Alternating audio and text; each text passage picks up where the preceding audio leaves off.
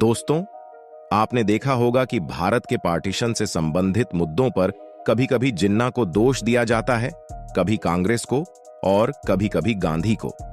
यह मुद्दा निरंतर बदल रहा है और इसने राजनीतिक मुद्दे का रूप ले लिया है।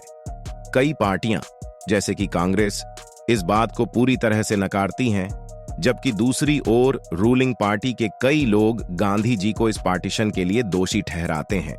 यदि यह सत्य है कि कांग्रेस पार्टीशन के लिए जिम्मेदार थी, तो इस वीडियो में हम इसके पीछे की कहानी और कारणों को समझने का प्रयास करेंगे।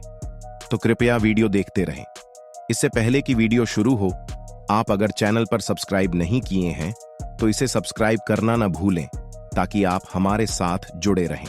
किसी भी व्यक्ति को खंडन के लिए दोष मत देना, यह काफी सरल हो सकता है। हालांकि आज हम आपको 3 महत्वपूर्ण राजनीतिक घटनाओं के बारे में बताएंगे, जिनके बाद आप खुद यह निर्णय कर सकते हैं कि बंटवारे के लिए कौन जिम्मेदार था। इसमें पहला महत्वपूर्ण घटना था महात्मा गांधी का भारत वापस आना। 1915 में जब गांधी भारत लौटे तो उन्होंने कांग्रेस में शामिल नहीं हुए थे। उस समय कांग्रेस में मोतीलाल नेहरू, मोहम्मद अली जिन्ना, स्वामी श्रद्धानंद, एनी बेसेंट और बाल गंगाधर तिलक जैसे प्रमुख नेता थे और उन्होंने यह सुझाव दिया कि कांग्रेस का नेतृत्व आने वाले समय में तिलक और फिर स्वामी श्रद्धानंद जैसे व्यक्तियों के हाथ में होगा।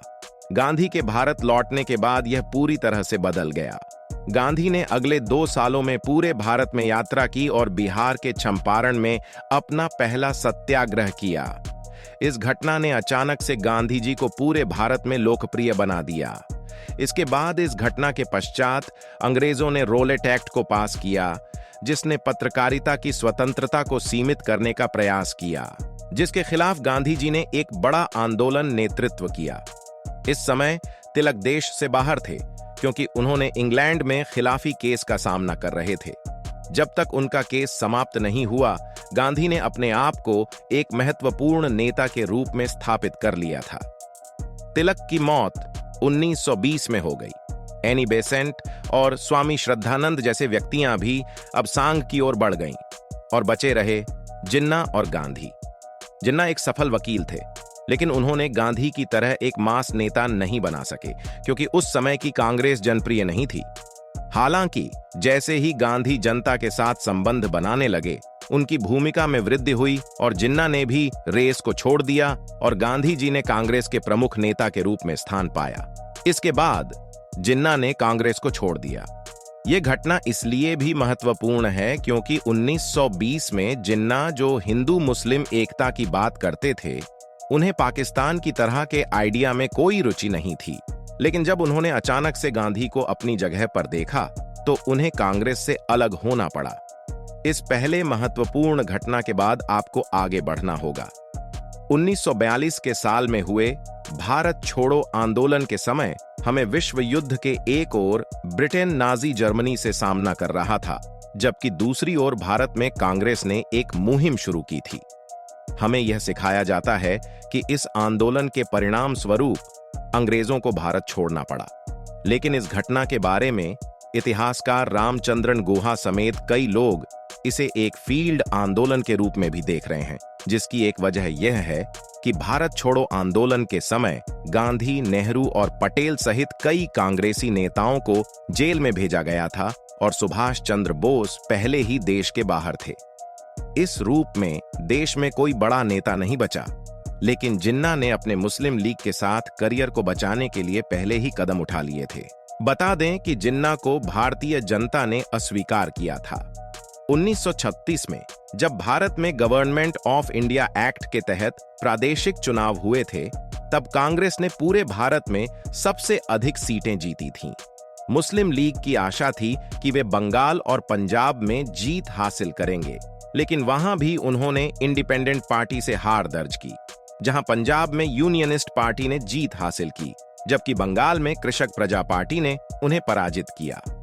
इस प्रकार पूरे चुनाव में कांग्रेस को 760 सीटें मिलीं और मुस्लिम लीग को केवल 100। इसके कारण मुस्लिम लीग बहुत छोटी सी पार्टी बन गई थी।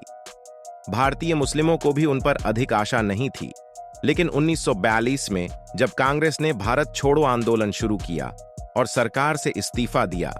वहां मुस्लिम लीग ने अंग्रेजों का समर्थन किया और कांग्रेस की जगह रहने के कारण उन्होंने अपनी बढ़ती हुई पोजीशन को जनता के बीच भी मजबूत किया। इसलिए जब दूसरे विश्व युद्ध के समापन के बाद कांग्रेस के नेतृत्व को जेल से मुक्त होने का समय आया तो सिद्धांत बदल गए थे और अब मुस्लिम लीग एक बड़ी और मजबूत पार्टी बन गई थी जो टेबल पर सहमति कर सकती थी। इससे भी यह उम्मीद थी कि कांग्रेस और मुस्लिम लीग मिलकर एक साझा सरकार बना सकते हैं, बंटवारे को रोक सकते हैं। दिसंबर 1946 में जब अंग्रेजों ने घोषणा की कि वे भारत को स्वतंत्रता देंगे तो एक कैबिनेट कमीशन बनाया गया जहां पर मुस्लिम लीग और कांग्रेस दोनों ही शामिल होकर निर्णय करने का कार्य करने वाले थे कि भारत की पहली सरकार कैसी होगी, उसमें कौन शामिल होगा और इसे कैसे चलाया जाएगा। जिन्ना और मुस्लिम लीग ने अंग्रेजों के साथ मिलकर मुसलमानों के लिए कुछ सुरक्षा मानक तैयार किए थे ताकि स्वतंत्र भारत में मुस्लिमों को किसी भी प्रकार का भेदभाव नहीं करना पड़ता। लेकिन जब नेहरू ने जिन्ना को इस समिति का हिस्सा बनाने के लिए आमंत्रित किया तो नेहरू इस पर अड़ गए। इस कारण जब यह कैबिनेट कमीशन ने पिछले किसी भी निर्णय या आश्वासन को अमान्य ठहराया और शुरुआत से ही हर मुद्दे पर निर्णय लेने का ऐलान किया, जिन्ना ने यह समझा कि सभी मुद्दों पर फिर से चर्चा की जाएगा। उन्हें इस कैबिनेट कमीशन में फिर से बहस करना पड़ेगा क्योंकि ज्यादातर सदस्य हिंदू थे और उन्हें डर था कि शायद उनकी कई मांगें खारिज हो जाएंगी। इसलिए उन्होंने इस कैबिनेट कमीशन में शामिल होने से इनकार कर दिया और अखंड भारत का सपना वहीं पर टूट गया। इस कैबिनेट कमीशन से बाहर निकलने के लिए जिन्ना ने नेहरू को एक बड़े विलन के रूप में पाया जो उस समय अपने अहंकार में लिपटे हुए थे। नेहरू 1936 की उस पार्टी को मुसलमानों की पार्टी मान रहे थे जिसके बाद जनता का कोई समर्थन नहीं था।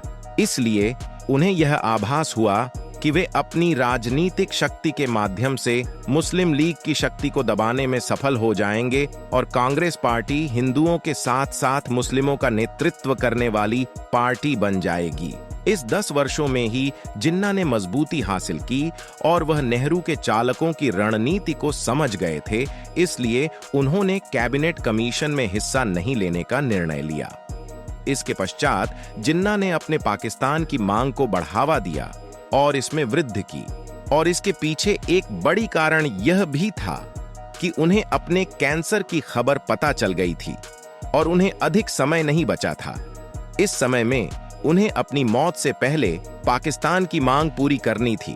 कई इतिहासकार मानते हैं कि यदि कांग्रेस या नेहरू को यह ज्ञान होता कि जिन्ना को कैंसर है तो शायद वह जिन्ना पर अधिक दबाव नहीं डालते, क्योंकि उन्हें भी यह ज्ञान था कि जिन्ना के अलावा मुस्लिम लीग में कोई बड़ा नेता नहीं था जो उन्हें चुनौती दे सकता था। अगर 1947 में एक अखंड भारत आजाद होता तो 1952 के इलेक्शन से पहले ही जिन्ना की मौत हो चुकी होती, जिससे कांग्रेस को देश में कमजोर होने का एक आध्यात्मिक या रणनीतिक कारण हो सकती थी। लेकिन जिन्ना ने अपनी बीमारी को गुप्त रखकर इस स्थिति का उपयोग किया, जिससे उसने पाकिस्तान की मांगों को सशक्त करने में सफलता प्राप्त की। लेकिन यहां पर यह कहना भी आवश्यक है कि कांग्रेस में कोई नहीं चाहता था कि भारत का विभाजन हो, लेकिन उनकी कुछ गलतियां ने इस विभाजन के रास्ते को सुगम बना दिया। 1956 में दिए गए एक साक्षात्कार में एक पत्रकार ने नेहरू से पूछा कि उन्होंने भारत को विभाजित क्यों किया, तो उन्होंने यह कहा कि उन्हें कभी भी नहीं चाहिए था कि भारत विभाजित हो, लेकिन वह और मुस्लिम लीग से झगड़ते झगड़ते थक गए थे और उनके पास विभाजन के अलावा कोई विकल्प नहीं बचा था। तो यह वह कुछ ऐतिहासिक लम्हा है जिससे यदि वे अलग होते तो शायद भारत का विभाजन नहीं होता। अब आपके पास यह चयन है कि आप इसके लिए जिन्ना, नेहरू, गांधी को आरोपित करना चाहते हैं या फिर बस समय को। वैसे आपको क्या लगता है कि कांग्रेस उस वक्त ऐसा क्या कर सकती थी जिससे बंटवारा रुक जाता? अपनी राय में कमेंट्स में जरूर बताएं। उम्मीद है कि आपको आज के इस वीडियो से कुछ नया सीखने को मिला होगा। अगर आपको ये वीडियो पसंद आए तो वीडियो लाइक करें और अगर आप इस चैनल पर नहीं हैं तो पहले चैनल को सब्सक्राइब करना ना भूलें।